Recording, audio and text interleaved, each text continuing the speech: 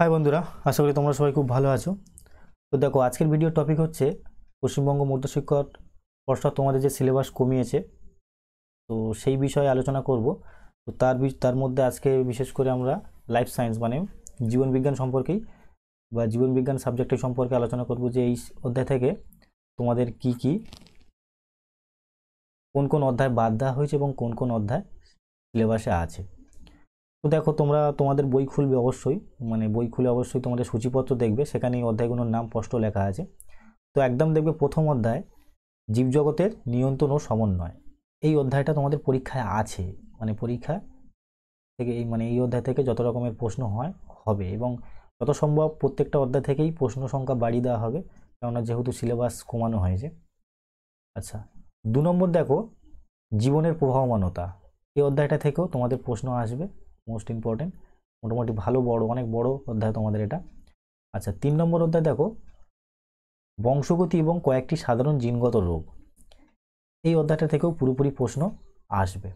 দেখো, তোমাদের ক্লাস 10-এর 4 নম্বর অধ্যায় তোমরা দেখবে, 4 নম্বর ছাড়াও আরও অনেক কয়েকটা অধ্যায় আছে, দেখবে তোমাদের বাদ গেছে। মূলত প্রথম অধ্যায় বাদ গেছে অভিব্যক্তি অভিযোজন, এই অধ্যায়টা পুরোপুরি বাদ গেছে, অবশ্যই লিখে নেবে।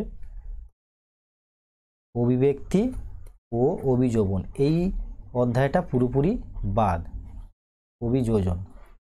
আচ্ছা, 2 নম্বর অধ্যায় অবশ্যই লিখে নেবে পরিবেশ, মানে একদম লাস্ট অধ্যায়, শেষ অধ্যায়টা পরিবেশ।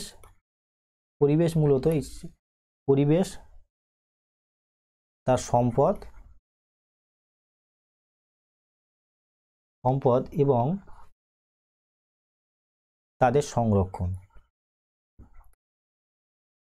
এই অধ্যায়টা পুরোপুরি বাদ গেছে এবং এই অধ্যায়টা থেকেই বেশিরভাগ প্রশ্ন আসতো তোমাদের মাধ্যমিকের পরীক্ষায়। তোমরা দেখেছো অবশ্যই, 2-5 নম্বরের প্রশ্ন, অনেক 2 নম্বরের প্রশ্ন, অনেক শর্ট প্রশ্ন আসতো। তো পুরোপুরি এই অধ্যায়টায় বাদ দেওয়া হয়েছে।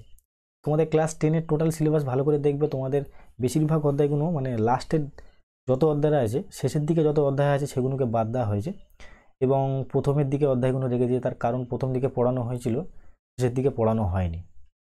তো আশা করি তোমরা বুঝতে পেরেছো এবং এই অধ্যায়ের ভিত্তিক তোমাদের যে অধ্যায়গুলো পরীক্ষা হবে সেই অধ্যায়ের ভিত্তিতে অবশ্যই তোমাদের মাধ্যমিক মানে পশ্চিমবঙ্গ মধ্যশিক্ষা পর্ষদ পরবর্তীকালে কোশ্চেন প্যাটার্ন বলে দেবে যে কোন অধ্যায় থেকে কীরকম প্রশ্ন আসবে। তো সেই নোটিফিকেশনও তোমাদেরকে আমি জানিয়ে দেবো।